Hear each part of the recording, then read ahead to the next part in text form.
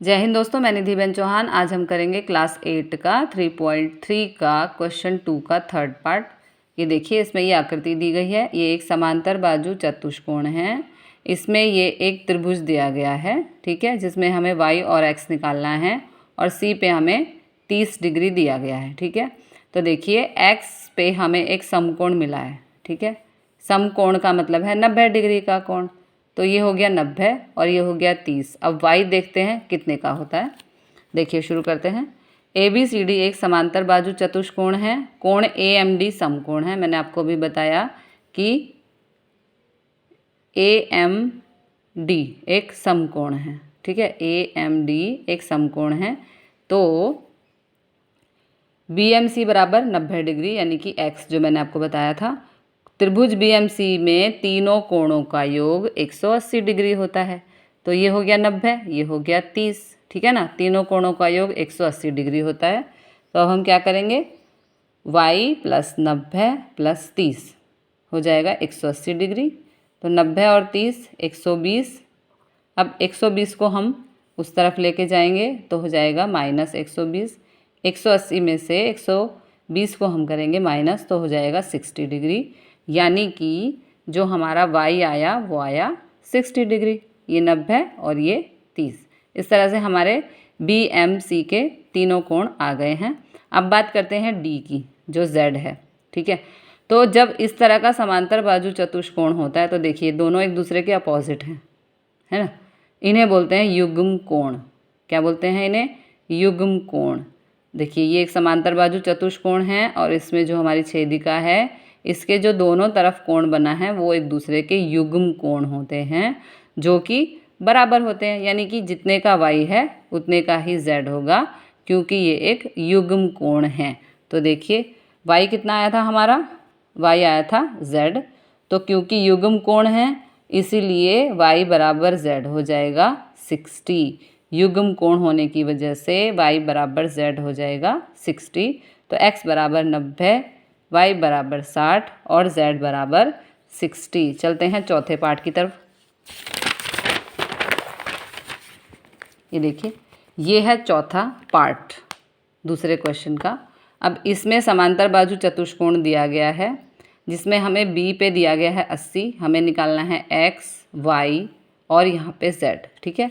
तो अब देखिए, पहले आप समझ लीजिए, क्योंकि समांतर बाजू चतुष्कोण है तो सामने के कोण बराबर होंगे। तो इसलिए B बराबर D यानी कि y हो गया 80 का, ठीक है। जब 80 का वो हो गया y, तो अब ये देखिए, ये पूरक कोण है, ठीक है। D और A जो है हमारे वो पूरक कोण हैं। तो पूरक कोण कितने का होता है? 180 का, ठीक है ना। ये पूरक कोण है तो पूरक कोण होता है 180 का। तो यदि y हो गया 80 का तो ये हो गया 100 का। अब x हमारा 100 का है तो इधर c कितना हो जाएगा? वो भी 100 का हो जाएगा, क्योंकि ये एक समांतर बाजू चतुष्कोण है। तो जितने का a होगा उतने का ही c हो जाएगा, यानी कि 100 का, ठीक है।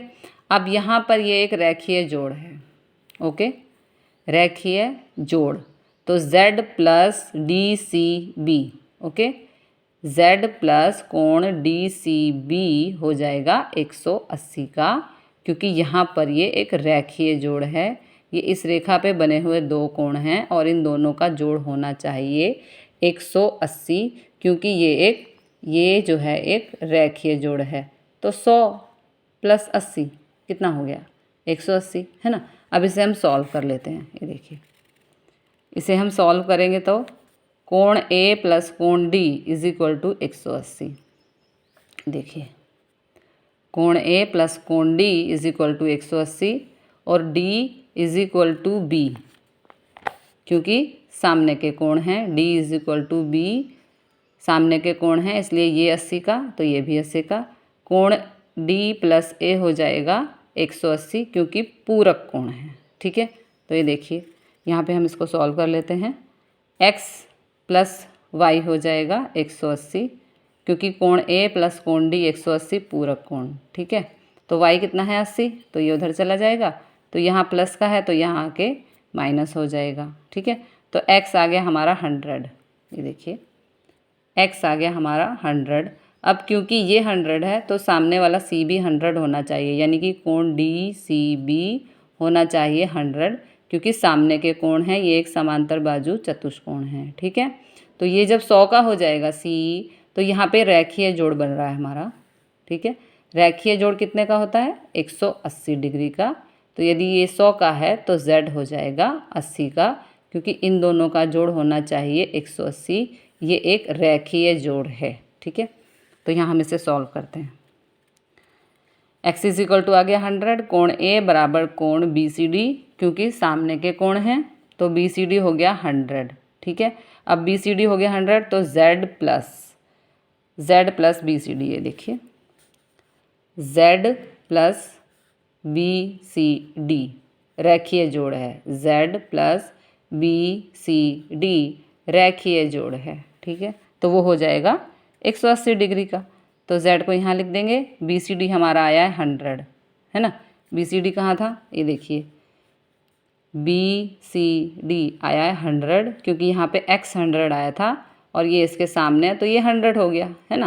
क्योंकि समांतर बाजू चतुष्कोण में सामने सामने के कोण बराबर होते हैं, तो ये 100 हो गया BCD। अब Z प्लस BCD रेखीय जोड़ है, तो इसलिए ये हो गया 180 डिग्री का। ठीक है, तो Z प्लस BCD 100 = 180 रेखीय जोड़। अब 100 को वहाँ ले जाएंगे तो ये प्लस है तो माइनस, 180 में से 100 को माइनस किया तो Z आया हमारा 80। ओके, तो x = 100, y = 80 और Z = 80 हमारा आ चुका है। ये देखिए। Thank you very much. जय हिंद, जय भारत।